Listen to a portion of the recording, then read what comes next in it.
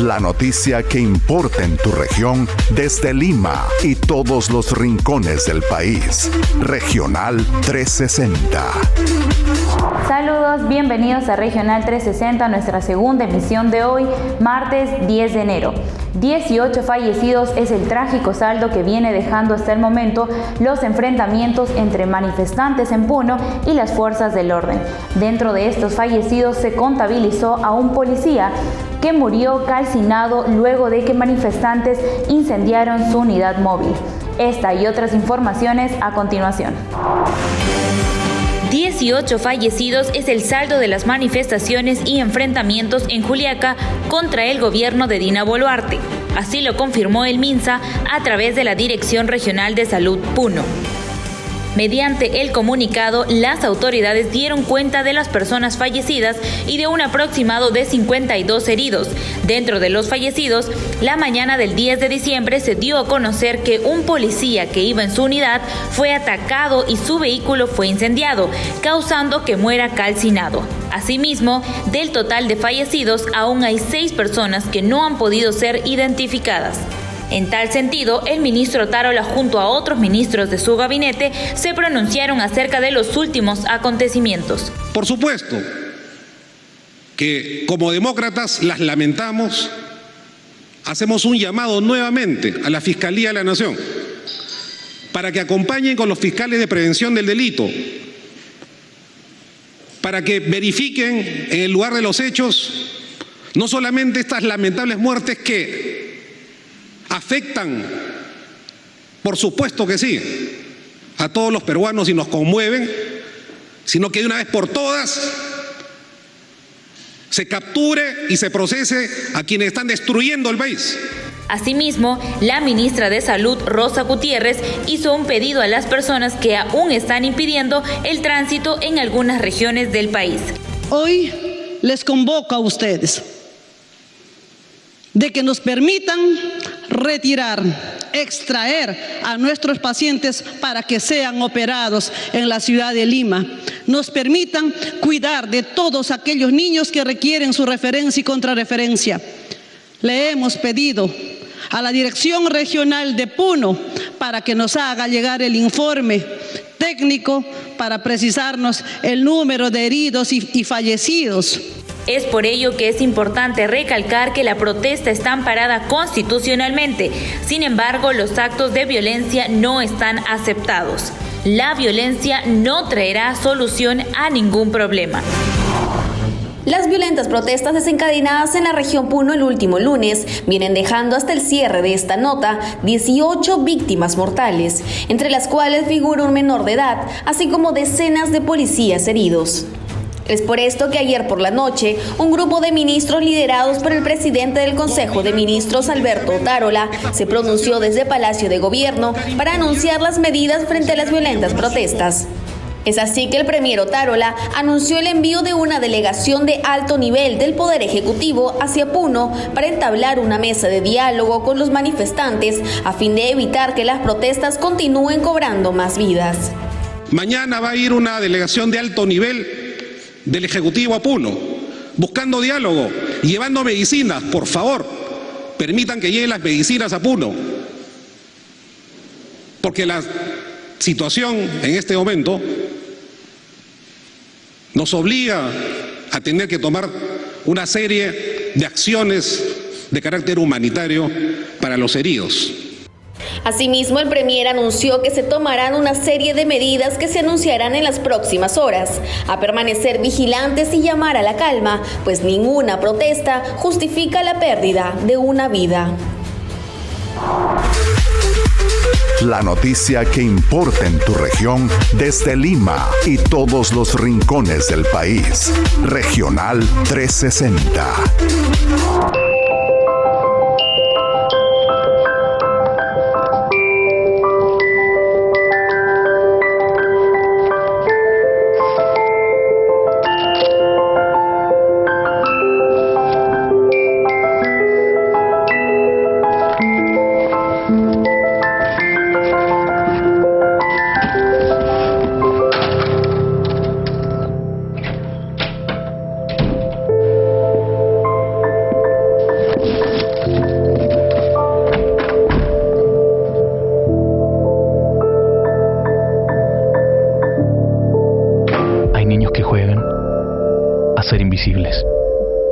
No a los gritos, insultos y golpes. Con violencia no se aprende. Ponte en su lugar. UNICEF, por los derechos de los niños. Regional 360. Noticias para todos los peruanos. Las operaciones del aeropuerto de Ayacucho Coronel Alfredo Mendívil Duarte serán suspendidas de manera temporal, como una medida de prevención ante las protestas contra el gobierno de Dina Boluarte que se registran en la región.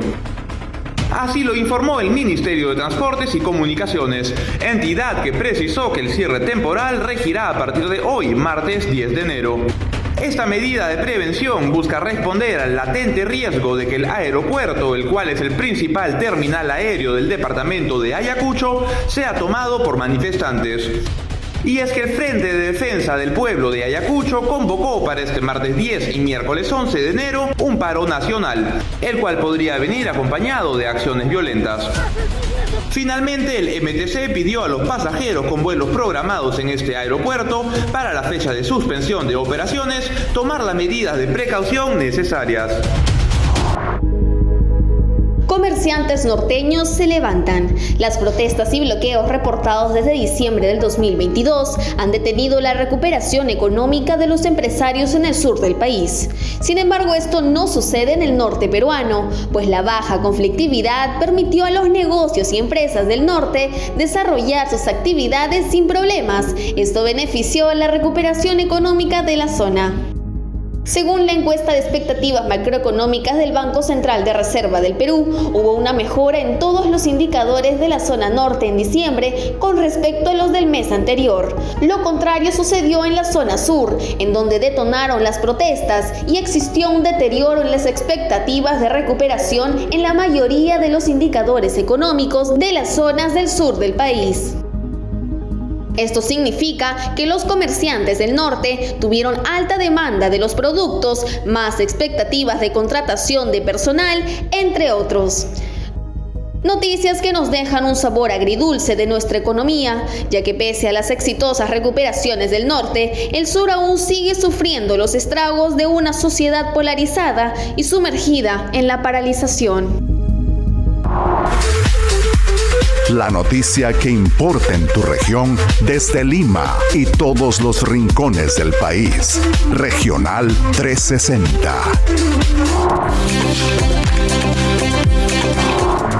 En la ruta del adelanto de elecciones, las urgentes reformas políticas son el tema recurrente. Sin embargo, ¿cuáles son las vías más adecuadas para cumplir con los plazos y lograr los cambios necesarios para el próximo proceso electoral? Una reforma constitucional requiere de 87 votos y 2 legislaturas, por lo que un camino más corto podría ser las reformas legales.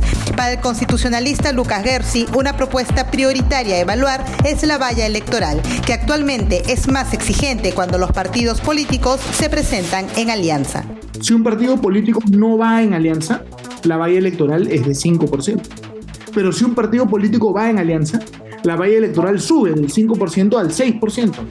Eso ocasiona que prácticamente ningún partido político quiera ir en alianzas electorales, ¿no es cierto? Y por lo tanto tenemos una enorme dispersión del voto. Para que la elección tenga menos partidos políticos, menos dispersión del voto y sea una elección mejor, ¿no es cierto?, debería premiarse a los que van en alianzas electorales. Es decir, si tú vas en una alianza, la valla electoral no debería subir de 5 a 6, sino bajar de 5 a 4.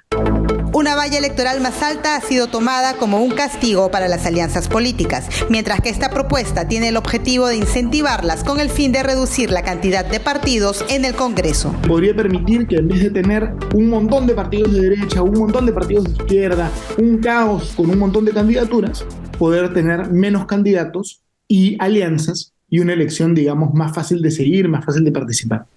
La cantidad de partidos políticos que se presentan a las elecciones en el Perú ha sido uno de los principales e históricos problemas en nuestros procesos electorales. A diferencia de lo que ocurre en países con mayor estabilidad política, el número de candidatos genera una gran dispersión del voto.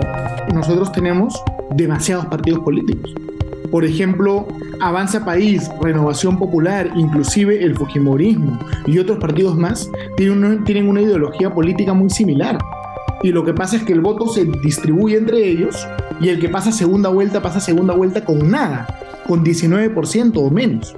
Entonces, en realidad, los candidatos que pasan a segunda vuelta no representan a la mayoría de peruanos. La mayoría de peruanos normalmente están en contra de todos los candidatos que pasan a la segunda vuelta.